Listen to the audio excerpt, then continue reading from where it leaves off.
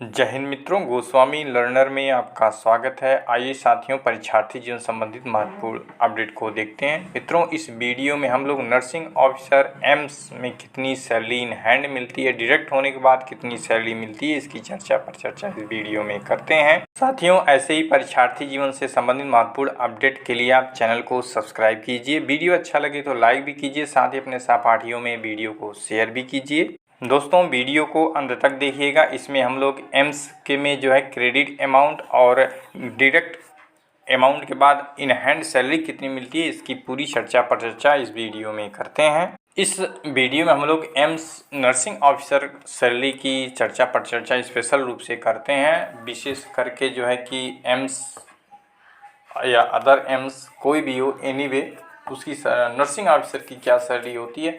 मित्रों, इसमें जो है आप 2 से 4 हज़ार कम या माइनस या प्लस आप कर सकते हैं। इससे ज़्यादा माइनस और प्लस करने की ज़रूरत नहीं है। सर्वप्रथम हम लोग credit amount nursing officer AIIMS की क्रेडिट अमाउंट की बात करते हैं, जिसके अंतर्गत बेसिक पे, जैसा कि आप सभी जानते हैं, बेसिक पे जो है नर्सिंग ऑफिसर एम्स का जो है 44,900 रुपये होता है। बेसिक पे आपका जो है यानी कि मूल वेतन जो है 44,900 रुपये है। वहीं डीए की बात किया जाए यानी महंगाई भत्ता, जो कि अब बढ़ करके 42% हो गया है, वह जो है अब 19,000 रुपये हो गया है प्रतिमाह।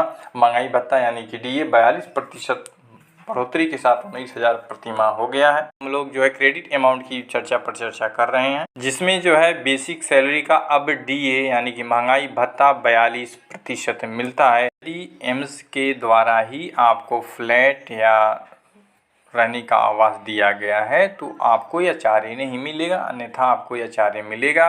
सैलरी का लगभग 18% एचआरए आपको मिलेगा, वह भी जो आपकी बेसिक सैलरी यानी कि आपकी बेसिक सैलरी का 18%। इस तरह से लगभग जो है एचआरए आपका 18% यानी कि एचआरए आपका 8,000 रुपये प्रतिमाह हो जाएगा।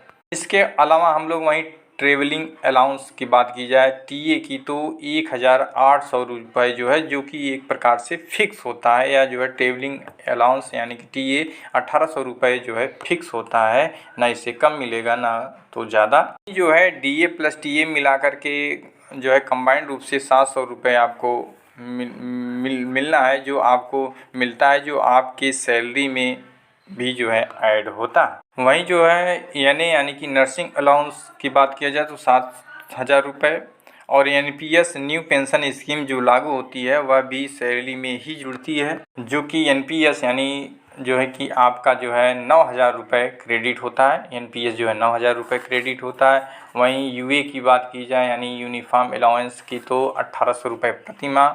वहीं हम लोग जो है ग्रॉस सैलरी की बात करें, जो टोटल सैलरी बनती है वह ग्रॉस सैलरी जो है 95,000 रुपये आपकी बनती है। अब इसी के साथ हम लोग जो है इन हैंड सैलरी की तरफ चलते हैं। सर्वप्रथम हम लोग कटौती की बात करते हैं, डायरेक्ट अमाउंट की बात करते हैं, डिडक्शन की बात करते हैं कि कितनी अमाउंट काटे जाते हैं, कितना टैक्स वगैरह लगता है। तो आप जो है पीटी में जो है आप पीटी के अंतर्गत 200 रुपये, ईएचएस के अंतर्गत जो है 600 रुपये, एनपीएस की जो है कि 14,000 रुपये पर मंथ। यह एक प्रकार से आपके फ्यूचर में रिटायरमेंट के समय आपको यह एनपीएस जो है कि कटौती का जो है कि एनपीएस द्वारा कटौती किया गया है वह मिलेगा। टोटल डिडक्ट अमाउंट जो आपका होगा वह लगभग 20,000 रुपये आपका काटा जाएगा, डिडक्ट होगा कितना, 20,000 रुपये।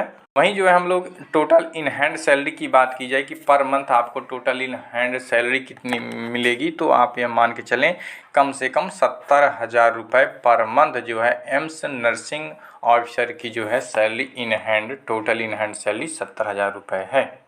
मित्रों, ऐसे ही परीक्षार्थी जीवन संबंधी महत्वपूर्ण अपडेट के लिए चैनल को आप सब्सक्राइब कीजिए। यदि आपका कोई और डाउट है तो कमेंट में ज़रूर मेंशन कीजिए, उस पर भी हम लोग चर्चा करते हैं। Thanks for watching. जय हिंद।